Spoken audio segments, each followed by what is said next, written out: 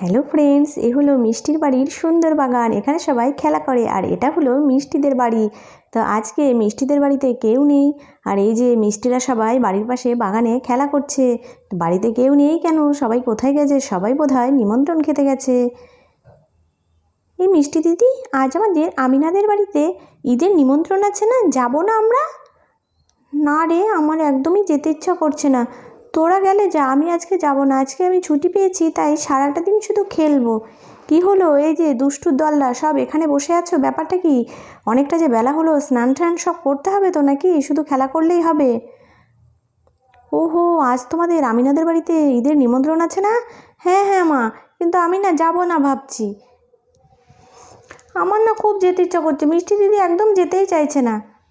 প্রতি বছর তো মিষ্টিরা আমাদের বাড়ি আসে, আজ আমি মিষ্টিদের বাড়ি ঈদের গিয়ে ওদেরকে সবাই সারপ্রাইজ দিয়ে দেবো। যাই যাই যাই। আরে এই তো সবাই এখানেই রয়েছিস।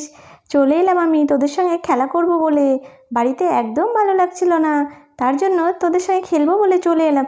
সে কি আমি না, আজ তোমাদের ঈদ, তো বাড়িতে কত অনুষ্ঠান হচ্ছে, সেই সব ছেড়ে তুমি এখানে ওদের সঙ্গে খেলা করতে চলে এলে? এই আমি না, তাহলে তোদের বাড়িতে তো আমরা যাব, তুই এখানে চলে এলে আমরা কি করে যাব রে? হ্যাঁ, আমাদের তো তাহলে আর যাওয়াই হবে না। আরে আজকে আমি এখানে এসেছি তোদেরকে একটা দারুণ সারপ্রাইজ দেবো বলে। কি সারপ্রাইজ আমিনা দিদি, বলো না গো, কি সারপ্রাইজ দেবা? দারুণ কিছু এনেছে নাকি? আরে আমিনা, তুই এখানে চলে এলি, ভাবলাম তোদের বাড়িতে আজকে গিয়ে জমিয়ে পেট পুজো করবো, সেটা কি আর হবে না? আরে কে বলেছে মোটু দাদা, সব হবে। তোমরা একটু এখানে ওয়েট করো, আমি এক্ষুনি যাব আর আসবো। যাই গিয়ে সমস্ত জিনিসগুলো সাজিয়ে ফেলি, তারপরে এদেরকে ডেকে চমকে দেব। এই তো।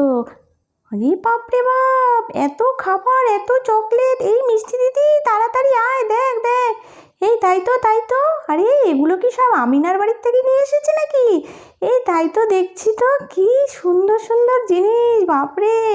ফল, চকলেট, কোল্ড ড্রিঙ্কস, লাড্ডু।